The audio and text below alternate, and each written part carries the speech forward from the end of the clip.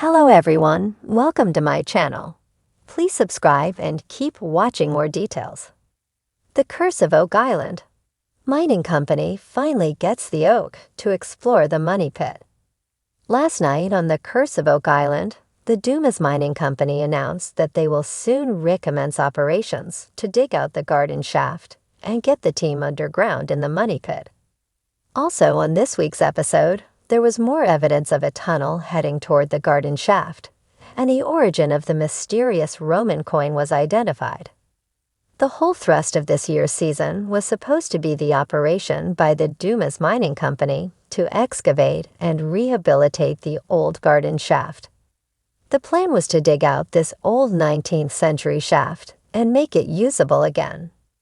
Once it was fit to use, Dumas could then construct further tunnels, moving away from the shaft if the team so desired.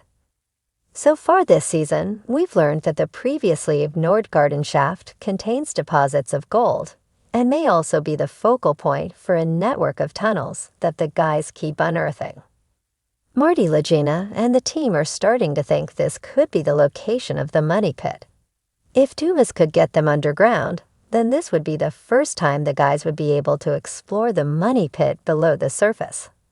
However, no sooner had Dumas started work than they were then shut down by local government bureaucracy. Apparently, they didn't have the proper permits, and there was no clue when these might ever arrive. On last night's episode, the team, along with representatives from Dumas, gathered in the war room to learn if there had been any progress.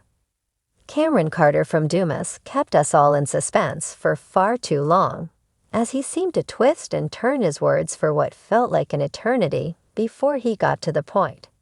Marty looked like he was about to burst with frustration. Finally, Cameron said that they expected the permits in a week. Hallelujah! Viewers could feel relief from the team coming through their TV screens.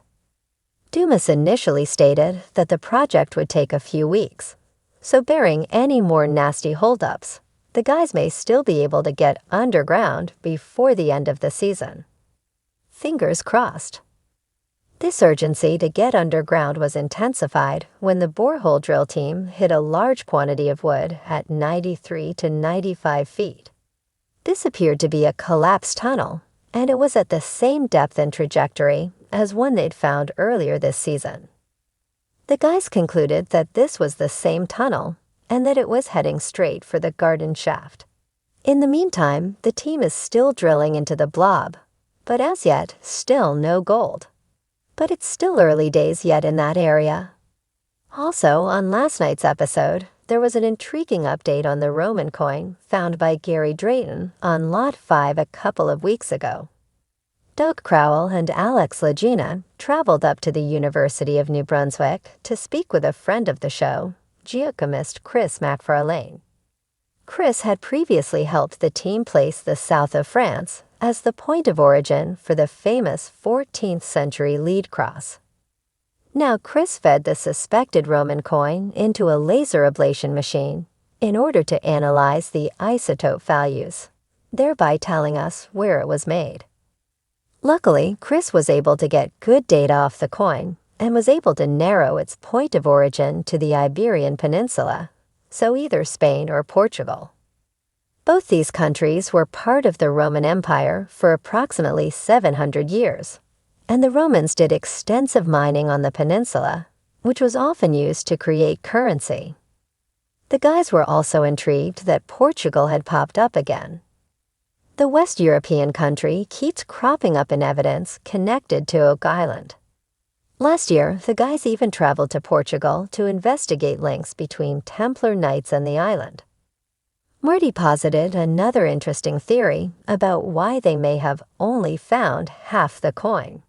He argued that maybe the two halves were part of a secret pact, and that someone may have presented the coin as a way to identify themselves.